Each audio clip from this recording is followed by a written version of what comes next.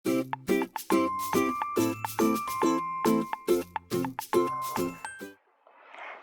anak-anak semuanya, apa kabar? Baik? Sehat? Puji Tuhan. Anak-anak, sebelum kita memulai pembelajaran hari ini, mari kita akan menyanyikan satu pujian yang berjudul Ku Istimewa. Yuk berdiri semuanya, kita akan menyanyikan lagu ini dengan bergerak ya.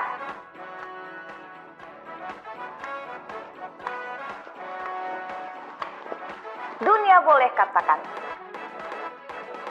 Dunia boleh katakan ku tak berarti.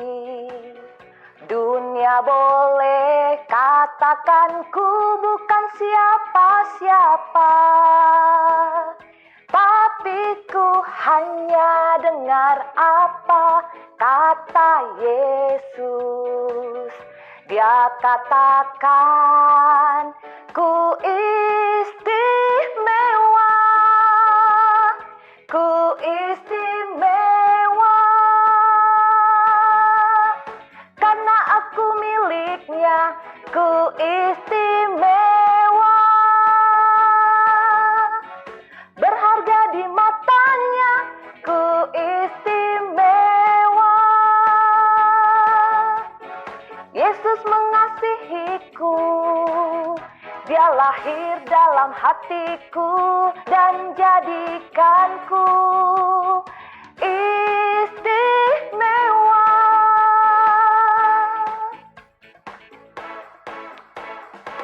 Silakan duduk anak-anak semuanya. Mari kita bersatu dalam doa. Dengan sikap yang baik, kita mau berdoa dengan sungguh-sungguh sebagai penghormatan kita kepada Tuhan. Mari kita berdoa. Bapa kami yang baik, yang kami kasih dalam nama Tuhan Yesus Kristus, hari ini kami bersyukur, kami Tuhan kembali lagi bertemu dalam pelajaran agama. Tuhan, sebelum kami memulai pelajaran ini, kami mau berdoa, Engkau memberkati setiap kami, memberikan hikmat dan kemampuan, sehingga kami dapat Tuhan mengerti pembelajaran kami pada hari ini, dan itu semuanya dapat kami lakukan dalam kehidupan kami sehari-hari. Dalam nama Tuhan Yesus Kristus kami mengucap syukur dan berdoa. Amin. Anak-anak, hari ini kita akan belajar pelajaran 4, yaitu Saya Ciptaan yang Unik. Silakan kamu buka buku paket agamanya ya. Dalam pelajaran 4, yaitu Saya Ciptaan yang Unik. Apa sih arti unik? Unik artinya berbeda satu sama lain. Unik, sekali lagi Yesus katakan berbeda satu dengan yang lain. Tidak ada satupun manusia yang sama di dunia ini. Jika kamu ada saudara, coba lihat, apakah kalian berdua sama persis? Tidak ada perbedaan? Pastinya berbeda ya. Dari segi fisik, sifat, dan yang lain-lain yang akan kita bahas dalam pelajaran hari ini. Dalam keunikan kita itu, setiap orang memiliki kelebihan dan kekurangan. Nah, hari ini kita akan mempelajari keunikan 3 orang tokoh Alkitab. Kita akan melihat apa sih keunikan, keistimewaan setiap tokoh-tokoh Alkitab itu. Mari kita lihat bersama-sama ya. Ini adalah siapa? Gideon, ya. Gideon. Gideon itu artinya apa ya, nama Gideon itu? Artinya si penghancur, pahlawan perkasa. Siapa Gideon itu? Gideon itu adalah orang biasa dalam suku Manasye dari keluarga seorang petani, ayahnya bernama Yoas. Dia dipercayakan oleh Tuhan untuk memimpin bangsa Israel menumpas bangsa Midian. Gideon ditugaskan Allah untuk melepaskan bangsa Israel dari cengkraman bangsa Midian. Anak-anak, sewaktu malaikat Tuhan menemui Gideon, malaikat itu memanggil Gideon dengan sebutan pahlawan yang gagah berani. Wow, walaupun Gideon anak seorang petani, Tetapi Tuhan telah mempersiapkan Gideon sebagai seorang yang gagah, berani, walaupun Gideon sendiri tidak menyadari hal tersebut. Anak-anak, sama seperti Gideon, terkadang tanpa kita sadari Tuhan mempersiapkan kita untuk melakukan sesuatu baginya secara diam-diam. Walaupun pada waktu itu Gideon sendiri merasa minder atau rendah diri, anak-anak ya.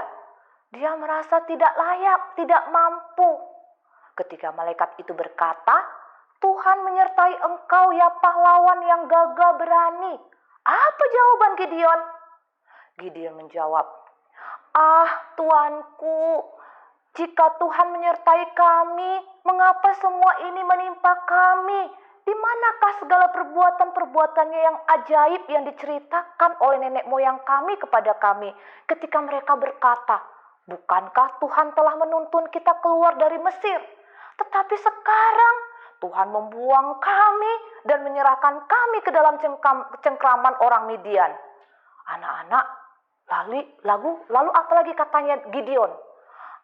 Tuhanku, dengan apakah akan kuselamatkan orang Israel? Kaumku adalah paling kecil di antara suku Manase. Ya, disinilah kita lihat kekurangan Manase. Dia minder, dia rendah diri. Ya anak-anak ya. Beda ya rendah diri dengan rendah hati ya. Tuhan itu ingin kita rendah hati. Tapi rendah diri itu lawan katanya ya. Orang yang merasa tidak mampu, apa-apa tidak bisa. Tetapi Tuhan berkata, Akulah yang menyertai engkau, hai Gideon.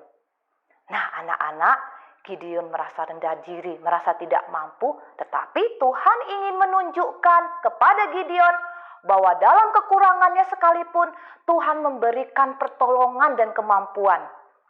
Anak-anak, pasukan Israel yang awalnya berjumlah 32.000 orang dikurangi Tuhan dengan cara yang pertama, ya. Lalu yaitu dengan cara menyerukan kepada mereka, siapa yang takut dan gentar boleh pulang. Anak-anak, pulanglah 22.000 orang, tinggal 10.000 orang. Dikurangi lagi sama Tuhan, ayo silakan minum dari air yang ada di sungai itu. Yang tangannya, dengan tangannya meminum air itu, anak-anak itu yang dipilih oleh Tuhan. Daripada yang minum dengan mulutnya langsung ke sungai itu. Yang memakai tangannya untuk mengambil air dan meminumkan ke mulutnya itu 300 orang saja. Dan dengan 300 orang itu Gideon terbukti ditolong Tuhan. Tuhan menyertai Gideon bukan karena kehebatan Gideon dengan pasukan yang banyak dan besar itu, tetapi hanya dengan 300 orang mereka menang. Bangsa Midian dapat dikalahkan oleh bangsa Israel dengan pertolongan Tuhan. Anak-anak, kita lihat di sini, Allah tidak membiarkan Gideon merasa tidak mampu, minder, rendah diri, mengeluh. Allah memampukan Gideon. Allah menyertai Gideon.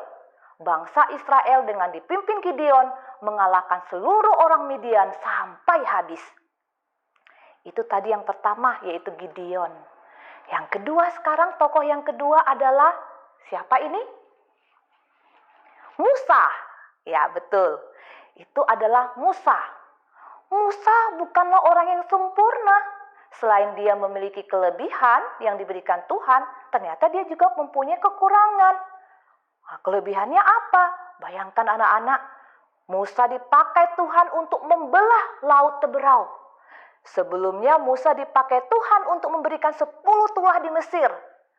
Namun itu tidak berarti bahwa Musa adalah orang yang sempurna dalam segala hal. Ada loh kekurangannya. Dia orang yang suka apa? Memendam kemarahan. Musa jarang marah karena suka menyimpan amarahnya. Tetapi sekali kemarahannya itu meledak, Musa tidak mampu lagi loh mengendalikan dirinya. Contohnya, saat Musa melihat bangsa Israel menyembah patung anak lembu emas, Alkitab tulis, maka bangkitlah amarah Musa. Dilemparkannya lah kedua loh yang berisi firman Tuhan itu dari tangannya. Ya anak-anak, memang kemarahan Musa itu dapat dipahami ya, karena bangsa Israel berbuat dosa. Anak-anak, wajar kalau Musa marah, betul ya anak-anak? Tetapi sangat disayangkan karena ketika ia sedang marah, ia kehilangan kemampuan untuk mengendalikan dirinya. Ia melampiaskan kemarahannya itu dengan membanting kedua loh batu berisi firman Tuhan. Anak-anak, selain suka memendam kemarahan, ternyata kekurangan Musa adalah cepat terkena depresi. Apa sih depresi? Wah, anak-anak, depresi itu kayaknya seperti di atasnya stres ya anak-anak ya. Stres yang sangat. Sampai pernah Musa memohon agar Allah mencabut saja nyawanya. Wow, oh cabutlah nyawaku ya. Mengapa depresinya timbul? Hal itu muncul saat kita mengasihani diri kita sendiri. Anak-anak ya, itu adalah Musa. Dia memiliki kekurangan, dia juga memiliki kelebihan. Yang ini gambar apa? Siapa? Ya, dia adalah Simon Petrus. Tokoh yang ketiga adalah Simon Petrus. Simon Petrus adalah salah satu murid yang terdekat dengan Tuhan Yesus, selain Yakobus dan Yohanes. Simon Petrus dari seorang nelayan menjadi murid Yesus. Simon Petrus paling banyak menonjol ya dalam hidupnya sebagai seorang murid daripada murid-murid lainnya. Kelebihannya dia orang yang ramah, bertindak cepat, suka menurut kata hati, dan masih banyak kelebihan lainnya. Tetapi anak-anak ternyata dia juga memiliki kekurangan loh. Apa kekurangannya? Di Alkitab dicatat pada waktu itu contohnya ia berjalan di atas air. Tetapi di tengah perjalanan Petrus ragu-ragu kepada Tuhan. Apa bisa ya aku jalan di atas air ini? Dia mulai ragu-ragu untuk mendapati Yesus. Sehingga akibatnya Petrus hampir tenggelam karena keraguan-raguannya itu. Ada lagi, Petrus menyangkal Yesus sebanyak 3 kali kepada perempuan yang bertanya saat Yesus ditangkap. Dia bilang, aku tidak mengenal dia. Dan masih banyak kekurangan lainnya. Nah anak-anak, dari tokoh-tokoh yang tadi yang memiliki perbedaan, ada kelebihan dan ada kekurangannya. Tetapi mereka semua berharga bagi Allah. Allah mau memakai mereka dengan cara yang unik, berbeda satu dengan yang lainnya. Anak-anak, apa saja perbedaan atau keunikan manusia itu? Yang pertama perbedaannya atau keunikannya sifat atau karakternya. Yang kedua bakat atau talentanya. Yang ketiga cita-citanya, berbeda ya satu dengan yang lainnya. Yang keempat hobinya.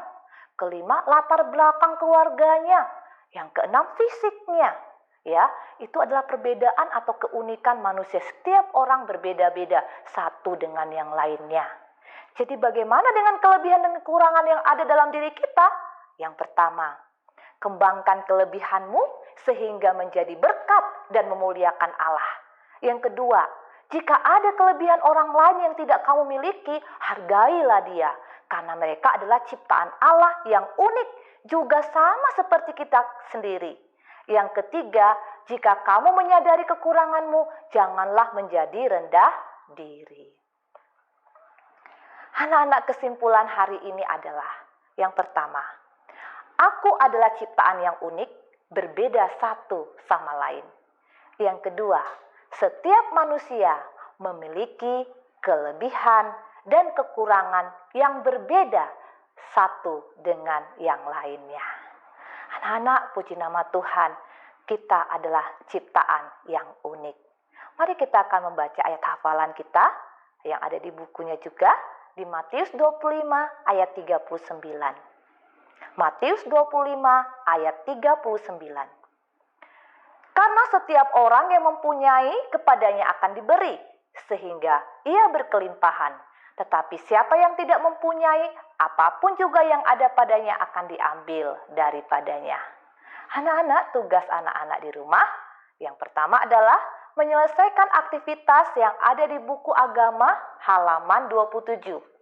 Ya, menyelesaikan aktivitas yang ada di buku agama halaman 27, yaitu di tabel yang disediakan menuliskan apa yang menjadi kelebihan dan kekuranganmu.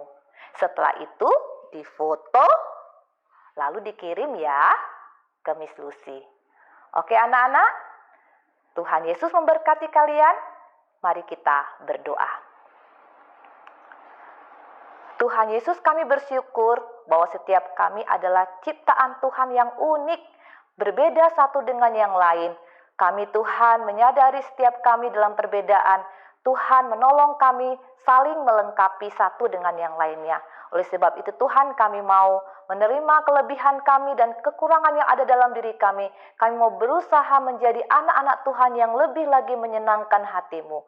Terima kasih Tuhan Yesus. Dan Tuhan Yesus, kami berdoa Engkau menolong setiap kami juga mau menerima kelebihan dan kekurangan orang lain. Karena kami semua adalah ciptaan yang unik. Dalam nama Tuhan Yesus Kristus kami mengucap syukur dan berdoa. Amin. Sampai bertemu lagi dalam pelajaran berikutnya. Tuhan Yesus memberkati.